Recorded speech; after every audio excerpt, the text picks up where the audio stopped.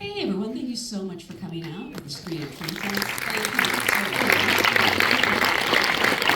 Hi, my name is Joel Edgerton. I'm an editor of Writing. I'm so pleased to be here tonight with this beautiful poem of a movie. Please join me in welcoming some of the artists who brought this story to the screen. I want to start with the director and co-writer, Clint Bentley. Also joining us, actress Kerry Condon.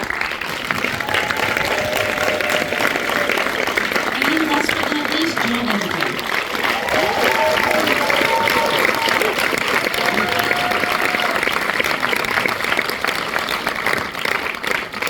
Thank you so much for being here. Congratulations on a beautiful, beautiful movie. Because this is an audience of primarily SAG-AFTRA actors. So I always like to start by asking, how did you get your SAG card? And this is a strange group to do it with because both of you, I don't know if you guys know this, but they're not from here. So you might have been acting for some time before you actually got your SAG card. I got my, is it called Taft Huff? Yes. Yes. Yeah, and then somebody had to tell me that I was eligible to join SAG. I don't know why, I didn't know the process. In Australia. We have the Media Entertainment Arts Alliance, which is our version. Entertainment Arts Alliance. Yeah, MEAA. MEAA, yeah, MEAA. And no offense to the MEAA, but they're nowhere near as cool and as protective as SAG is. Like nowhere near. I get residual checks in Australia for 32 cents. And I'm like, no, I'll take it. But it was I did a movie here called Open Window with Mia Goldman, which is a tiny independent film, and that was the film that allowed me to join the union. Okay, for you, Carrie? I got the equity for theatre first, because that was my first job in America, was theatre. And I believe the SAG card came, I did a pilot that never went the distance or whatever, with J.J. Abrams directed. What? Yeah, years ago, yeah. Yeah, I would just remember I was staying at Marina Del Rey at the Ritz. It's a nice life. It was, yeah. And Clint, I'm curious for you, directors who are so good with actors, I'm always curious, do you have any acting experience? Is it something you studied, or how do you know to talk to actors so well? You just get good ones and say good job.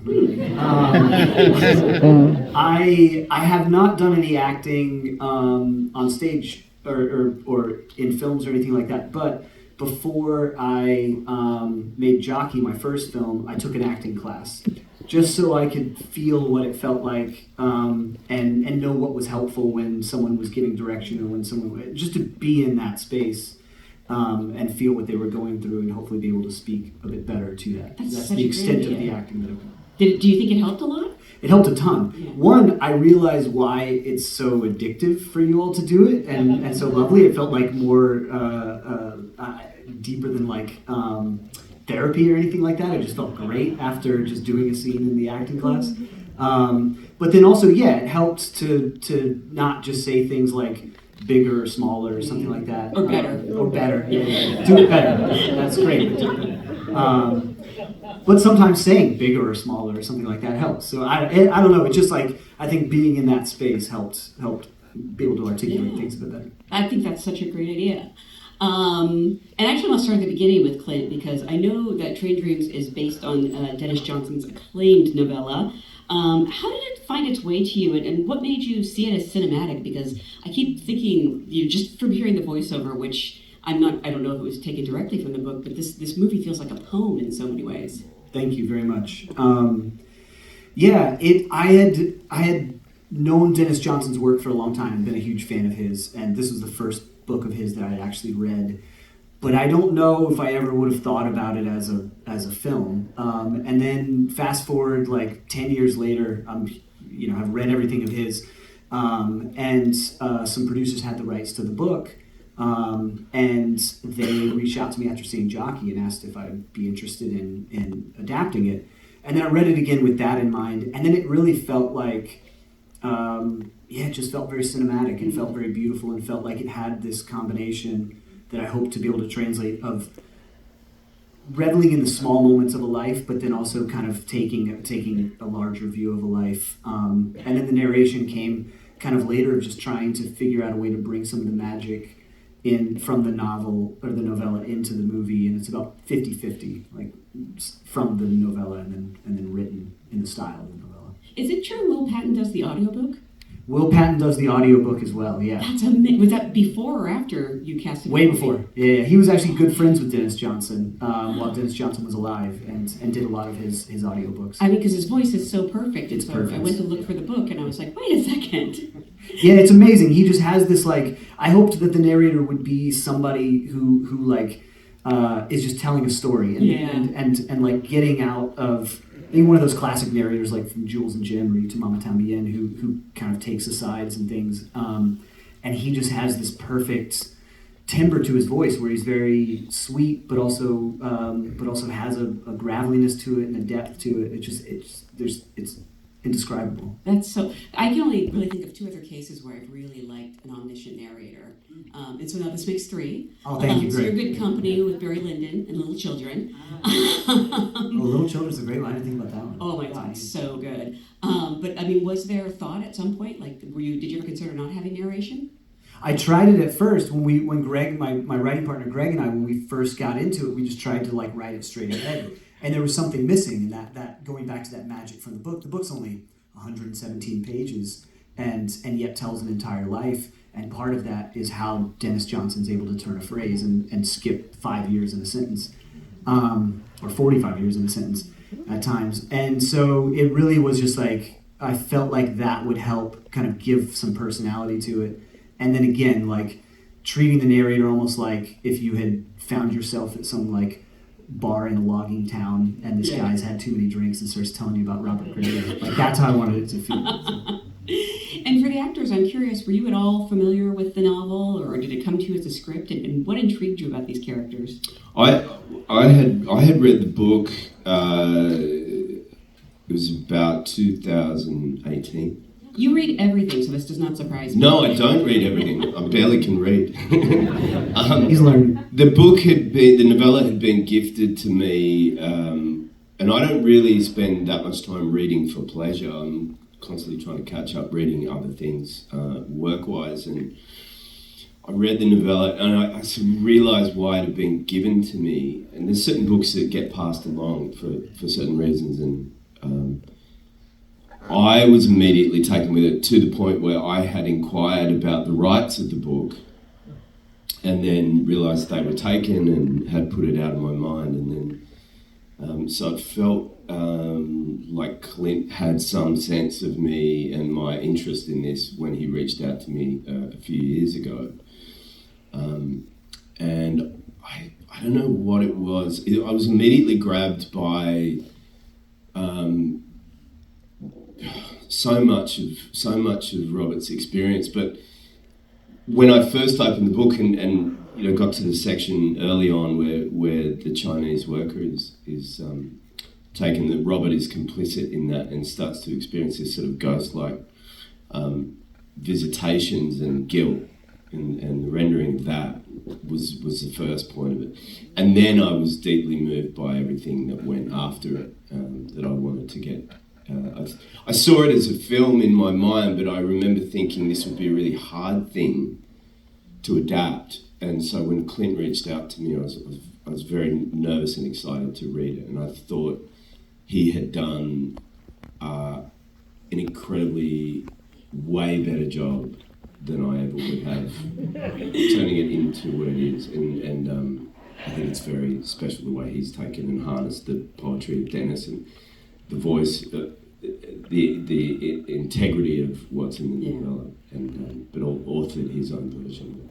And Kerry, for you, were you familiar at all with the book, or did it come to you as a script? Came as a script, yeah, and I read it on a plane, and I know they say you cry on a plane loads, but I cried so much reading it, and I did think, Jesus, is this the plane, or is this the script? But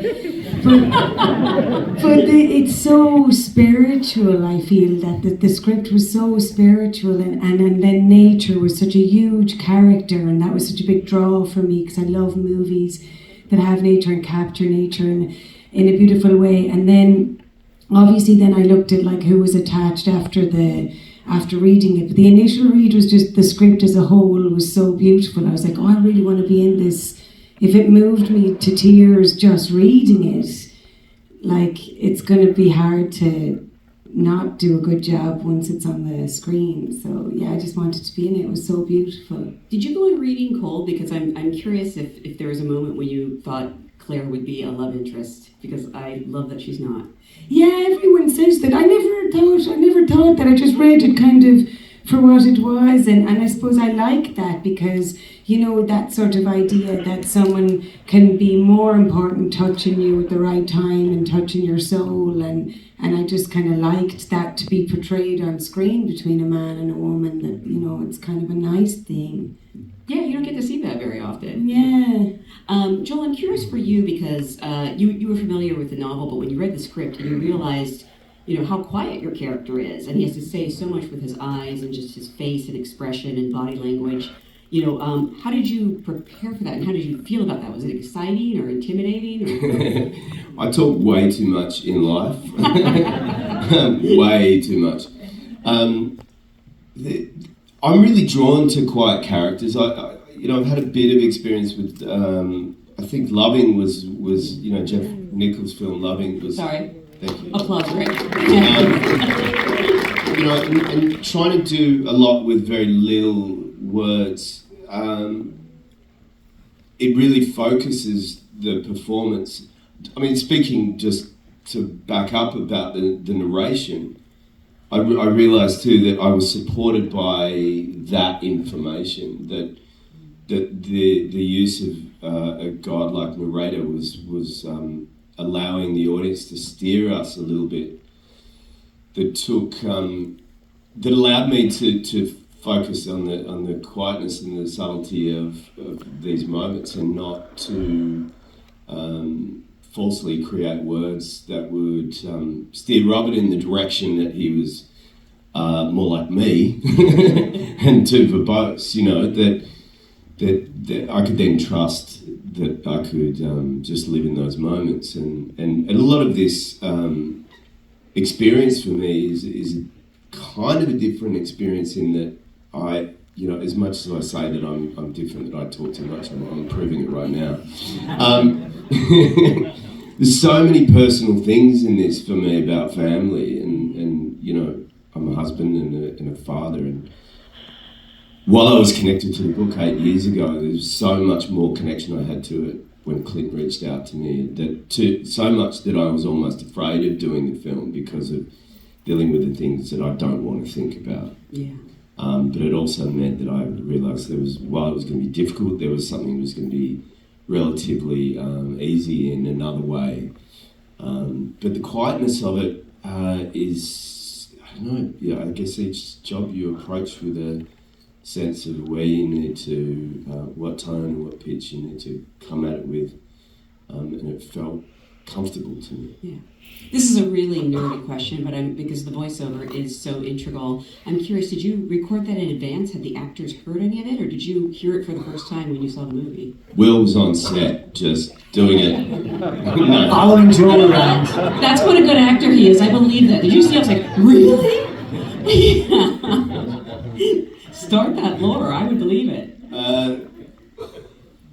And then Joel leaned forward and thought about his answer. Be a good way of directing a movie when not just narrating it, and I just have to follow what you're doing. So he picks up. You should bring him to this next time, and he can just walk around in the background. It was good to be aware of where that was going to sit, but it was also easy to forget and just allow each scene to sort of play out the way it needed to. But I was always sort of, you know, or occasionally aware of where those. Where that voice was going to come in and what it was going to say, and it did change a little bit too. I know that you shot on location in Spokane, Washington, and apparently, did you use natural light for everything? We use natural light for, we supplemented it a couple of times with candles and anything that you see that's candlelight scene or lanterns or fires, like that's what we used for lighting. And so it was either natural light with some bounces and things like that to kind of shape it a bit. But yeah, it was all natural light and then firelight. And you built these sets; they're like all practical, I believe. Yeah, I mean, not you personally. Not me personally. No, I had other things to do. It was Joel getting in there. No, we actually built that cabin. Our production designer Alex Schaller is incredible. We built that cabin. A lot of stuff. There's a lot of things that like you don't. It doesn't even seem like we built it, and yet we built it. Like, for instance, there's a couple of scenes of them cutting into these big trees. And I don't think any of us would have felt good cutting into a 800-year-old tree. And so we built these big, Alex and her team built these big like parts of trees that they could get up on and cut into. And then we extended them with VFX. Like fake trees? Yeah, fake trees. And fake stumps. But they printed all the scripts on paper multiple times. No, it's not the individual that's responsible for global warming, it's the corporations, right? I mean, I can't. I agree. Thank you to our sponsor, Walmart. I'm curious for the actors, how much did that help you to really lock into these characters, to have that authenticity, in addition to the costumes and the hair and makeup, to be working on these practical sets, not having to worry about, dramatic lighting in your face?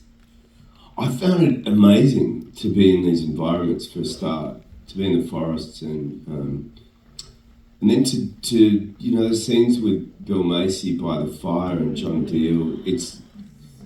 We are just sitting around a fire and we could barely see Adolfo, the cinematographer, and his team, because they'd be even 15 feet away in the shadows, and it was so, as Clint's saying, they're not really augmenting it with any other lighting. We're, and Nathaniel Arcand and myself by those fire scenes, again, it's just like, it's nighttime, there's a fire, and we're talking to each other, and there's dogs walking around, and somewhere Adolfo is capturing it, but we don't know where he is. And there's real intimacy to that. And I've always, and I've said this before, I'm not someone that exists well on a green screen set. No matter how much you tell me to be afraid of a tennis ball on a stick, I love tennis. And it's hard to, my imagination is okay, but it's much better when I have real things in front of me. So that cabin, you could have lived in that cabin and it operated as a cabin, and that went pretty much for every scene in the film. But you have done green screen acting is the interesting thing, and I always think that must be the hardest thing to do. Yeah, exactly. Swinging a tennis ball on a pool cue, and they're going to be terrified of that. I don't know if you've had that experience. I haven't. I think I might like it. I think you're good at everything. Come on, Ray. That's not true. But it does help to be feeling like you're in a piece of theatre, and actually there were certain scenes that we would do the entire scene as a one shot, or get to play out entire scenarios, and then or just go out into the woods and follow kids and chickens and not try and prescribe to a toddler what they should do or say, but allow them to dictate what would happen, and that we were free to follow, that we would fall into place, and create moments and allow those things to come to life. And that was enabled by having a real environment around us that was 360 degrees and extended for as far as we wanted to, until maybe we hit the highway or something, Similar for you, Carrie?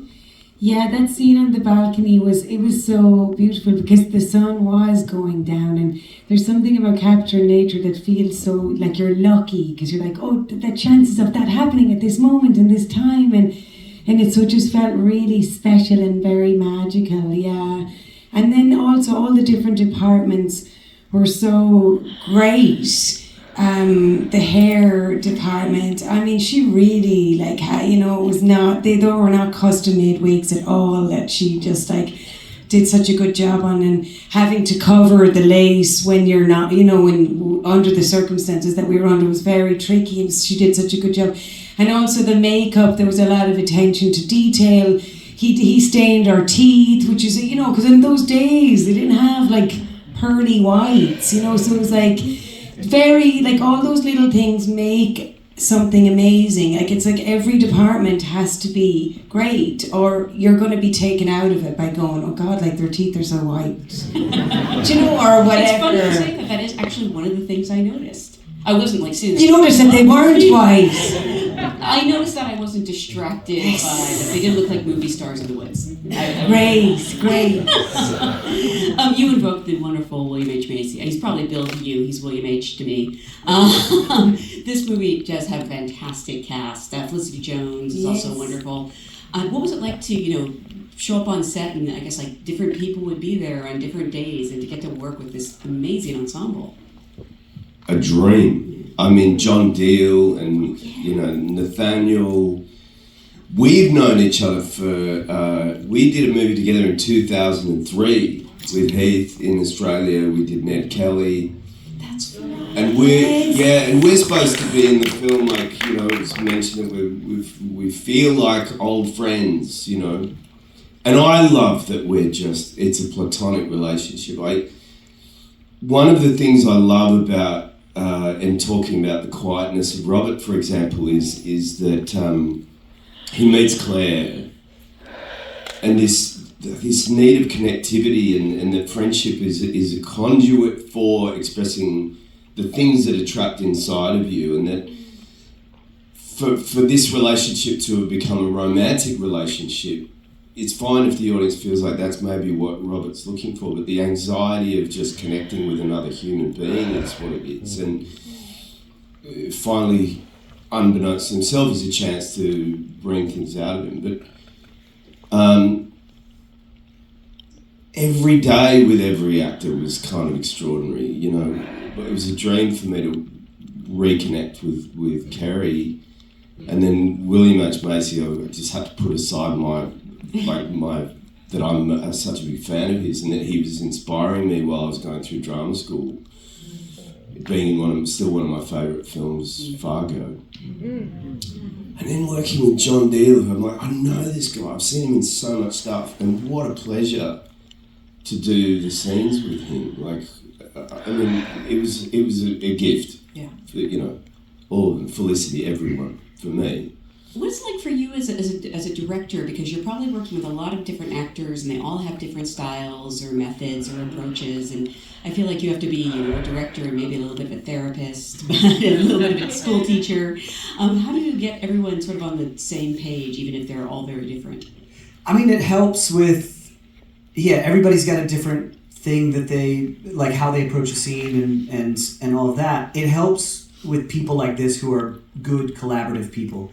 And everybody wants to, people here who we're talking to now, but really we got very lucky with the entire cast that everybody wanted to do a good job, and not only do a good job for the film that we're all working for, but also help the other person across from them. And it really was a collaborative process where it made my job very easy, because I'm not dealing with this person is dug in their heels on they don't want to act this way, and this person's dug in their heels on they don't want to do it this way, and now I have to try and figure out a way to talk to everybody. It was very easy because everybody was not only very professional and amazing at their jobs, but also good people. I'm sort of curious about that, because this film, as beautiful as it is, it also does deal with these big subjects, grief and love and life and death, an ordinary/extraordinary life. What was the atmosphere on set like? Was it hard? I mean, your character goes through so much. I don't know if you take that home with you. All the stuff that deals with the kids and the family is stuff that just lives inside of me, which is why my kids are great. I mean, they're very healthy, but there was a time before they were born where I didn't think they would step into the world. And so I remember when I spoke to my wife about doing this and telling your wife you want to take the whole family to Spokane. No offense to anyone in Spokane, but It is a great place to go, but you know, taking the whole family there. She knew that there was a connection I had to that. And beautifully heard me try and tell her what the story of Train Dreams was as I kind of choked up and said, I guess we're all going to Spokane. I think this movie is so special in that it does celebrate an ordinary life. Yeah. It tells us that we should all be connected to the world that we're in. And it tells us that it tells me anyway, I don't speak for anybody else, but it tells me that despite all of the hardships and the things we have to sort of pull ourselves through in life, that it's all worth it. And I believe that.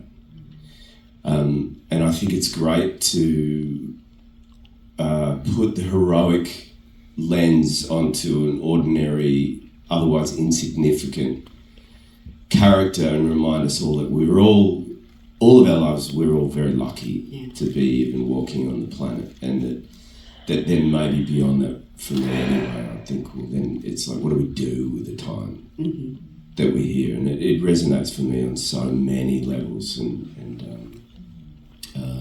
I just think that it's a really special thing to put out into the universe, you know. Well, I want to remind everyone this movie will be in theaters before when is it in theaters? November 7th. And then on Netflix, but it's so beautiful to see on a screen. Please spread the word. Thank you so much for being a great audience. Thank you. Thank you so much.